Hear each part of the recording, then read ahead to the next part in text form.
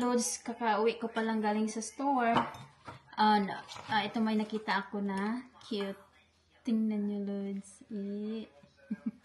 And I also got a Himalayan pink salt. Ito yung lagi kong ginagamit. Kasi naubos na itong kailangan ko yung refill. Himalayan salt. Awan ko kung anong no additives daw. So, kailangan na natin itong i-refill.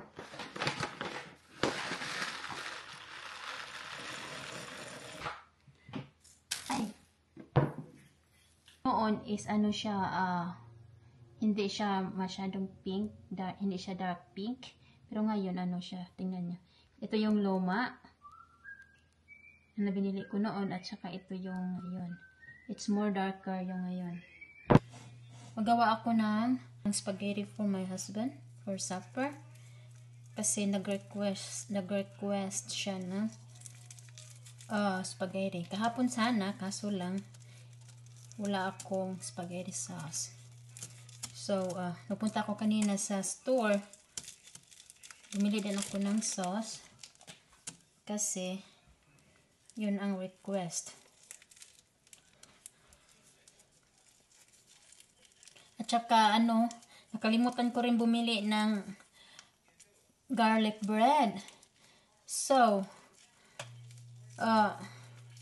ayoko namang bumalik dun sa store kasi nakakapagod. Kaya magawa na lang ako ng bread after this one. So mga lods, ngayon ay magawa ako ng garlic bread. Kasi yung asawa ko nag-request ng spaghetti. Tapos nakalimutan kong bumili ng garlic bread. So sabi ko, magawa na lang ako kasi madali lang naman yun. Hanapin natin yung ito pala yung mahiwaga kong recipe. So, nililista ko lahat yung mga recipe ko na itry ko na. Pag magustuhan ko, ililista ko. Para pag next time nagbagawa ko ulit, may copy. So, hanggang gagawin ko. Marami kasi akong recipe mga lods. Kaya minsan nalilito ako kung ano yung recipe na gagamitin. So, kailangan natin ng 1 cup of milk. So, mga lods, gamitin ko na itong nabili ko na measuring cups. Yan, ang cute na. Gold na gold. Yan. So, kailangan ko ng 1/4 cup of sugar. Yeah.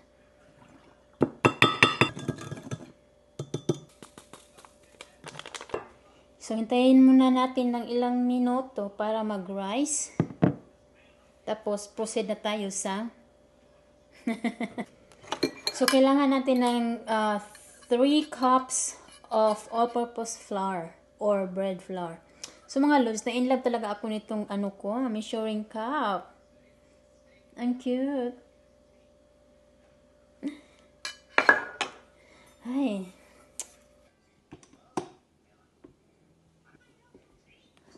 Ilagay ko na itong butter. So, ipoproof muna natin. Are you such a cutie pie? Yes, mga lods. Look at her. She's waiting for Daddy. Daddy is still at work. Oh, where are you going? Where are you going? Daddy is still at work. So, ipagpatuloy natin mga lods yung paggawa ng spaghetti, pagluto ng spaghetti kasi kanina na-stop kasi nagawa ako ng tinapay. So, yung yung ground beef, na siya, nag-dry. So, lagyan natin ng konting butter.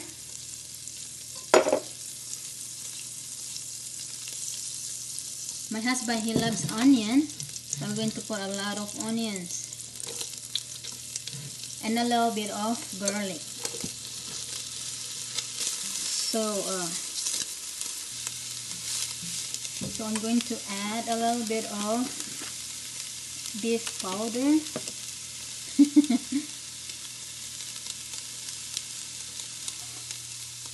Salt and pepper.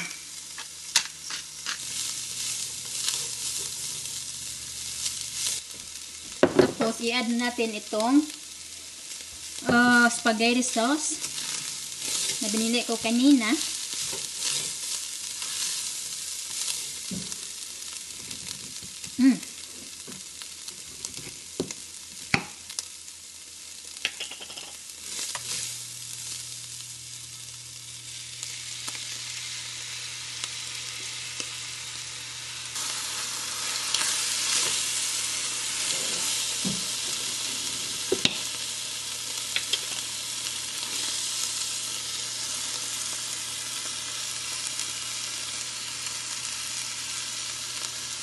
So, para di masayang yung naiwan sa loob, lagyan natin ng konting tubig.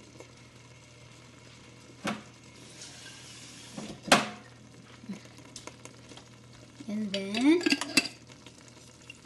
shake, shake, shake.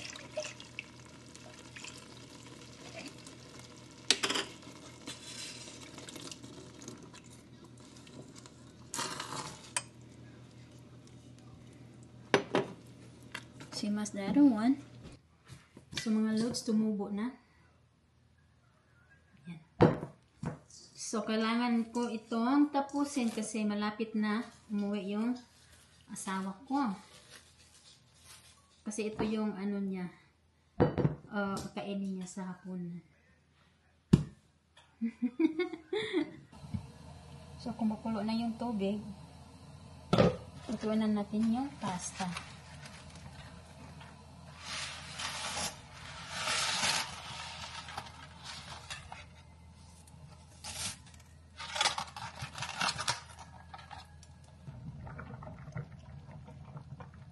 Lods, meron akong lumang tinapay na ano tawag dito? Tinutoast ko kagabi ata yun, or the other day. So, ito gawin kong breadcrumbs para sa pandesal. So, i-grind lang natin ito para mag-fine.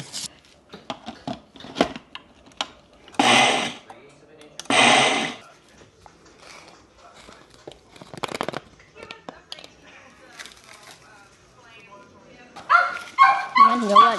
Mango! Ayan, nag-wild na yung isa. What is it? It's just a cat. Mango! Quiet, it's just a cat. Your government is searching for a key. It's You're not sure. I'm afraid he is.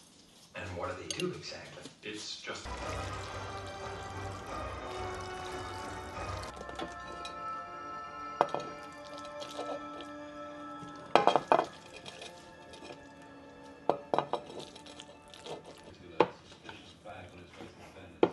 So, ito na yung mga loves, ito yung garlic bread. It smells like garlic bread naman. It smells like garlic bread naman. Pero hindi siya flawless.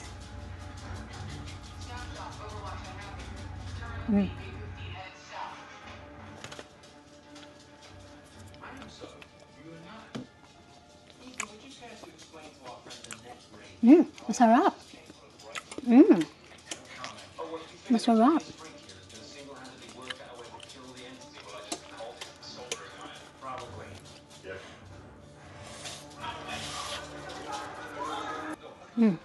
Init.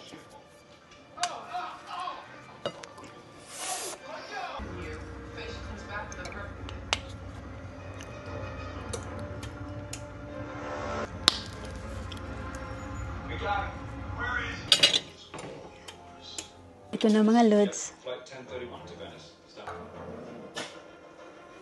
Wow!